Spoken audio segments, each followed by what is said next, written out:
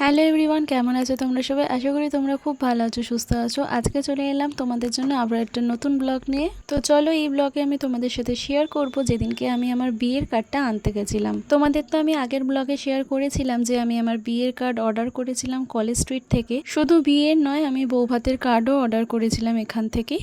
তো আজকে যাচ্ছিলাম বিয়ে আর বৌভাতের কার্ডগুলো আনতে। তো চলো তোমাদেরকে এবার দেখাই যে আমি কোন দোকান থেকে বিয়ের কার্ডটা অর্ডার করেছিলাম। তো আমি যে দোকান থেকে বিয়ের কার্ড অর্ডার করেছিলাম সেই দোকানটার নাম হলো গান্ধেশ্বরী পেপার হাউস। তো সেখানেই এসেছিলাম বিয়ের কার্ডগুলো নিতে। তোমাদের আমি আগের ব্লগেই বলেছিলাম যে আমি বিয়ের কার্ডের পিছনে কিন্তু বেশি টাকা একদম খরচ করিনি। নমিনাল যতটুকু না করলে নয় ততটুকুই করেছিলাম।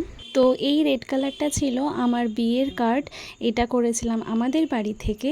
তো ভিতরে যা যা লেখা এবং উপরে যা যা লেখা ছিল সেগুলো সবই আমি বলে দিয়েছিলাম যে আমার কি কি ইচ্ছা ছিল। তো আমার ইচ্ছা ছিল কার্ডের পিছনে লেখা থাকবে আমার কার্ডে আমার মেয়ের বিয়ে, আর ছেলের বাড়ির কার্ডে আমার ছেলের বিয়ে বলে লেখা থাকবে। আর নিচের দিকে রবীন্দ্রনাথ ঠাকুরের যে কোনো লাইন লেখা থাকবে, গানের লাইন। তো সেইগুলোই ওনারা দিয়ে দিয়েছিল, আমি যেরকমভাবে বলে দিয়েছিলাম। আর ভিতরেও লেখাগুলো আমিও কিছুটা ওনাকে বলে দিয়েছিলাম, আর ওনারাও নিজেদের মতো করে কিছুটা অ্যাড করেছিল। আর আমাদের বাড়ির কার্ডে ভিতরে আমাদের গুরুদেবের নাম দেওয়া হয়েছিল, কারণ এটা আমার ইচ্ছা ছিল তাই। তো তারপর এইটা দেখো, এইটা হলো আমার বৌভাতের কার্ড, মানে ছেলেদের বাড়ি থেকে যে কার্ডটা নেওয়া হয়েছিল সেটা হলো এটা নিয়েছিলাম পিঙ্ক কালারের মধ্যে, কারণ খুব সুন্দর লাগছিল পিঙ্ক কালারটা, একদম বেবি পিঙ্ক কালারের ছিল। আর কার্ডটার ডিজাইনটা খুব সুন্দর ছিল। রিসেপশনের জন্য যে কার্ডটা নেওয়া হয়েছিল সেই কার্ডটার উপরে সুন্দর নেম প্লেট ছিল, এখানে নাম লেখার জায়গা ছিল। কিন্তু আমার বাড়ি থেকে যে কার্ডটা নেওয়া হয়েছিল সেটার উপরে আবার নাম লেখার জায়গা ছিল না। তো সব মিলিয়ে আমার দুটো কার্ডই খুব পছন্দ হয়েছিল এবং দুটো কার্ডই আমার পছন্দেই কেনা হয়েছিল। এবং এই পিঙ্ক কালারের কার্ডটা কিন্তু অবশ্যই আমার বরেরও খুব পছন্দ হয়েছিল।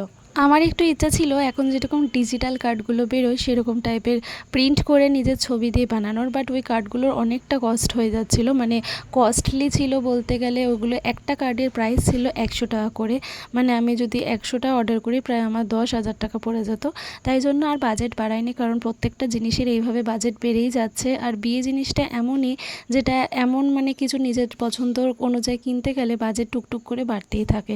তাই জন্য সব জায়গায় বাজেট বাড়ালে মুশকিল হয়ে যায়। তাই জন্য আমি ভাবলাম যে না থাক, নর্মালি থাক, নর্মালটাই ভালো লাগে দেখতে।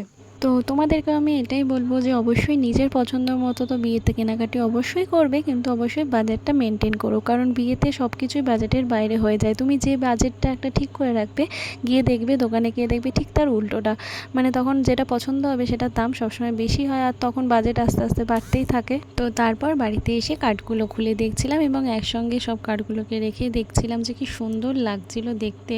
আমাদের বাড়ির কার্ড আর ছেলেদের বাড়ির কার্ড, সব কার্ডগুলোই একসাথে আনা হয়েছিল যেহেতু, তাই জন্য দুটোই একসাথে রেখে আমরা দেখছিলাম। আমি যেহেতু সব কিছু শপিং কাছাকাছি থেকেই করেছি, শুধু কার্ডটা কিন্তু কেনার সময় আমি কলেজ স্ট্রিটেই গেছিলাম, কারণ ওখানে অনেক রকমের ভ্যারাইটি পাওয়া যায়। তোমরা চাইলে যদি কাছাকাছি থেকে কিনতে পারো তো সেখান থেকেও নিতে পারো, কিন্তু সেখানে তোমরা দেখে নিও যে ভ্যারাইটি নানা রকম আছে কি না। আমি যেখানে গেছিলাম সেখানে অনেক রকমের ভ্যারাইটি ছিল।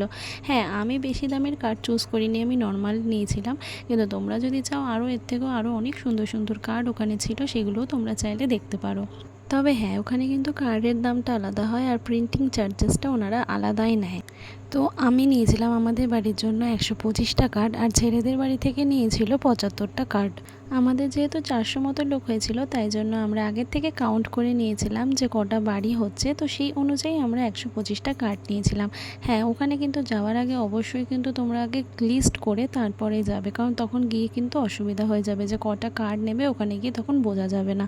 আর ওনারা ওখানে 25টা করে বান্ডিলই বিক্রি করে, মানে নিলে 25টা, 50টা, 75টা, 100টা এরকমই নিতে হবে। 10টা বা 15টা বা 20টা ওরমভাবে ওনারা বিক্রি করে না। এক্সট্রা যদি 4-5টা কার্ড থেকেও যায় তাও ভালো, কিন্তু যদি কম পড়ে যায় তখন কিন্তু অসুবিধা হয়ে যায়। তাই জন্য সবসময় এক্সট্রাই কিনে রাখতে হয়। আমাদেরও তাই হয়েছিল। 100টা কার্ড আমরা প্রথমে নিচ্ছিলাম, তারপরে আমরা দেখছি যে আমাদের 110-15টা লাগবে, কিন্তু ওনারা তো ওরকমভাবে বিক্রি করে না, তাই আমাদেরকেও 125টা কার্ডই নিতে হয়েছে। বিয়ের কার্ডটা আমার ইচ্ছাই ছিল রেড নেব, তাই জন্য ওটা রেডই নিয়েছি। আর বৌভাতের কার্ডটা আমার ইচ্ছা ছিল যে ইয়েলো বা গোল্ডেন বা পিঙ্কের মধ্যেই নেব। তো সব কটার মধ্যে আমার এটাই ভালো লেগেছে, পিঙ্ক কালারটা, তো আমি এই পিঙ্ক কালারটাই তাই নিয়েছি। তো তোমরা জানিও তোমাদের কেমন লাগলো এই দুটো কার্ড। আর প্রাইসের দিক দিয়ে বলি, রেড কালারের যে কার্ডটা ছিল সেই কার্ডটার দাম নিয়েছে 25 টাকা, আর এই পিঙ্ক কালারের কার্ডটার দাম নিয়েছে 20 টাকা করে। তো আজকের মতো এখানেই শেষ করলাম, আবার দেখা হবে পরের ব্লগে। তো তোমাদের কার্ডগুলো কেমন লাগলো অবশ্যই কিন্তু জানিও, আর যদি তোমাদের কিছু জানার থাকে অবশ্যই আমাকে কমেন্ট করে জানিও। তো সবাই ভালো থাকবেন, সুস্থ থাকবে। আজকের মতো এখানেই শেষ করলাম, দেখা হবে পরের একটা ব্লগে। টাটা।